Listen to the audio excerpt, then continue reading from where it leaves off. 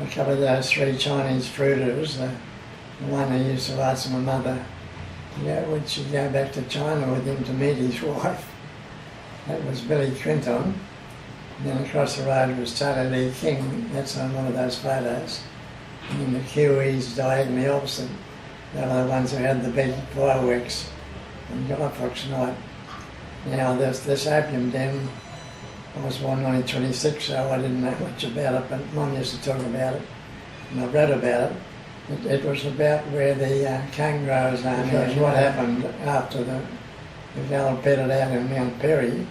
There was an awful lot of Chinese up there as cooks and also as miners, and they came to Bundaberg, and so there was demand apparently for this opium den. And I've seen photos of it. They used to have little cubicles, just behind the cubicle with the pipe, what bit of hose or something, just go off into a dream or something or other. I don't know what they play. Guy Fawkes night, you're not allowed to have fireworks now, but in those days everyone bought fireworks. We used to buy bungers and skyrockets and let them up in bottles, and sometimes you'd light them and the bottle would fall over. And you had to be careful, the skyrocket would come straight for you. But the Kiwis, they sold so many, just to thank the people of Bundaberg. There was a vacant allotment right opposite them. We're about J.A. Tofty's now. And they used to put on this big display of fireworks. On the fence they had those, what do they call them? Catherine wheels. Yeah, they used to go like this and shoot out sparks. And there were ink pots and all sorts of skyrockets. And the last big act was, I think I told you, they had 3 pretty solid poles, like an Indian teepee. They erected them and they had this big string of, they would have been imported from Hong Kong or China. Right down to the bottom where there was all sorts of bungers, little bungers and big ones, and right down the bottom was this huge thing went off like a gelatinite. But they'd light that up. Took about a quarter of an hour to start from the top, and everything bang, bang, bang, bang, bang, and sparks flying that way and this way, and everyone's clapping. I don't suppose anybody took photos. It would have made good photos, but in those days not too many people had them. Yeah, well, this Billy Clinton used to grow them in his backyard, and I think I might have said in there that we fertilise them. They use what they still use in China today, the excreta. He had a big 44-gallon drum. He used to put it all in there with something else and had a tap down the bottom. And he just did a bucket, fill up and go around watering. Mum used to say, like, she was a bit worried about how they were watered, but she said they were the best because they were fresh, you know. He'd go out of a morning and pick a lettuce and everything growing. And Charlie Lee King was the same on the other side. And Kiwis, they didn't have fruit and vegetables either. They must have had them bought in. But it was fruit and vegetables mainly, but also tins of like anything at all. Just like a little grocery shop. Would have been here or something. And this Charlie Lee King, he used to ripen bananas. He had these long table tops and these big cardboard boxes, huge things up to about here, full of green bananas. He must have been doing it for other fruiters too, because it would have been heaps of bananas. And what they did, they used to put joss sticks inside and light them up and put big bags over the top, so the stuff from the joss stick would lighten the bananas. I think he must have been supplying, even if there were too many for him to sell, he must have been supplying the others too. But we kids used to go across there at night time and play on these things, pull the basin off and dive inside. And it'd get hot with all this joss. And then when we used to go across there was always 6 or 8 or 10 Chinese blokes at his kitchen table playing mahjong or something. They could have been Fan-tan, and here's the one I tell you that we used to fill up this milk and tin syrup tin, 5-pound tin of shrimps, up to about here, and Charlie D. King would give us a shilling, and there was usually 3 or 4 of us, so we got strip and seat. It was a pretty hard way to make a living. And I was born in 1926, and the Rum Distillery Fire was in September 36, so I would have been 10 years old. I forget the date, 9th of September or something.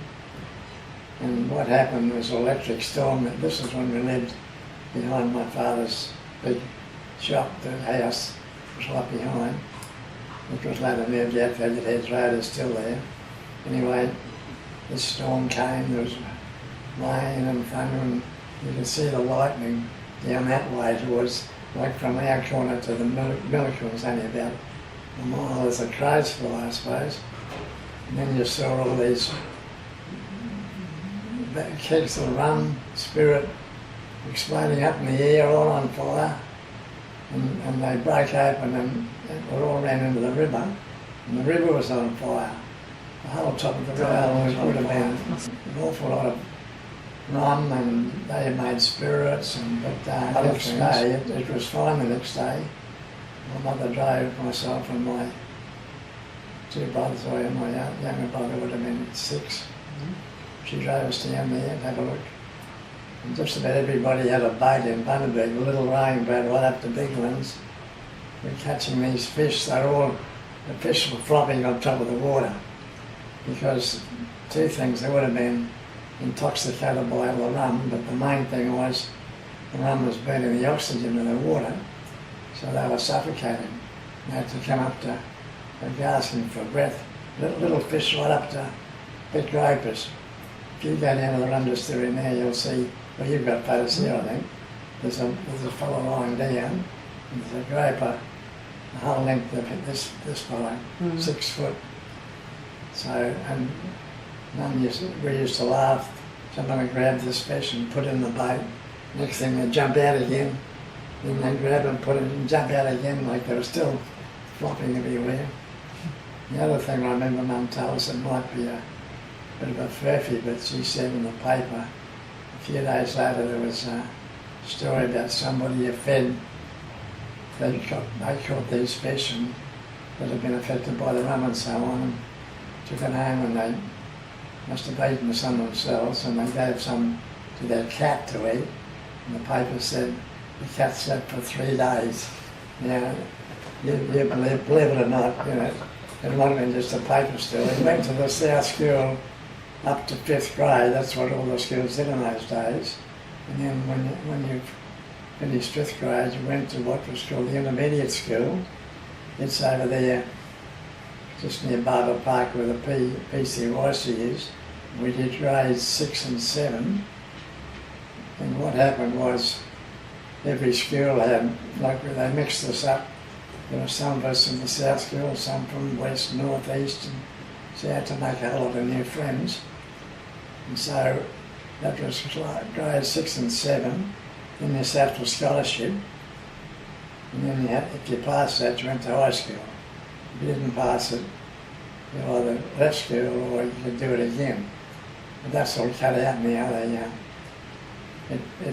They're building this new, another couple of classes. Instead of them staying on at the state schools, they're going to do it at the high schools. And anyway, I think I told you, I like telling people I was born in Bundaberg Park. That was right next door, because that's where the Lady Simpson Hospital was. Anyway, from where I was at intermediate school from 1940 to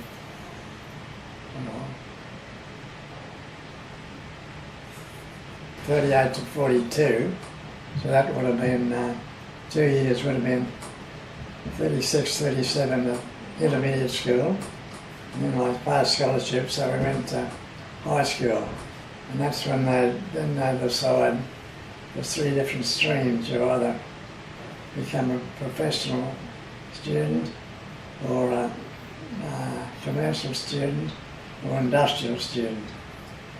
So I picked on commercial.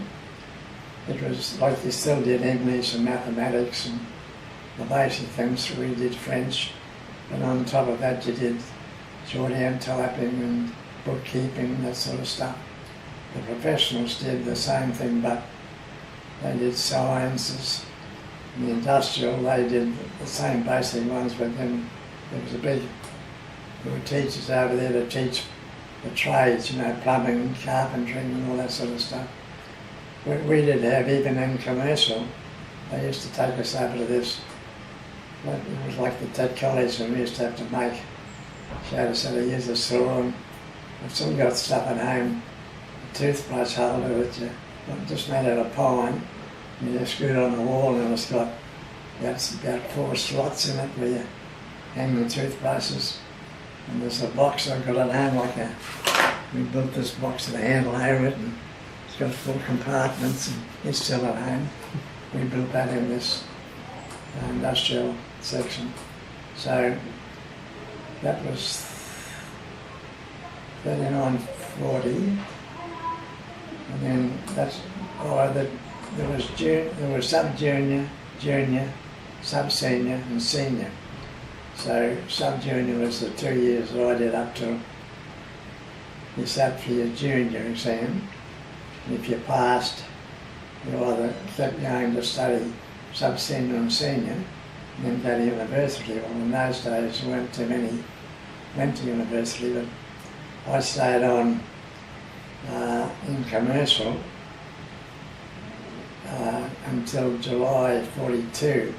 And the story I tell in one of those things is about Sprat Patterson, who there was only the 2 of us in the class of about 30 girls, and we had to learn typing and shorthand, and they taught us, Mum had to make an apron with a tape around our neck to make us, so we couldn't see the keys.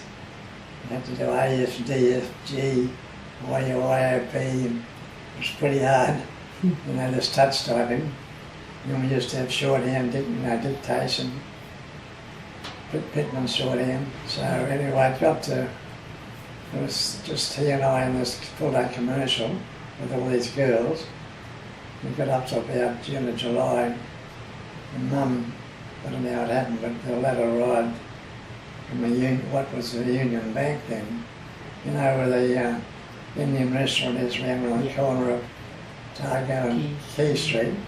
That was the old Union Bank, and they offered a job to me and Mum, because I went with Mum, I would have only been 16, interviewed the manager and through all rigmarole, and he said, yes, you'll write to head office and I'll get the job.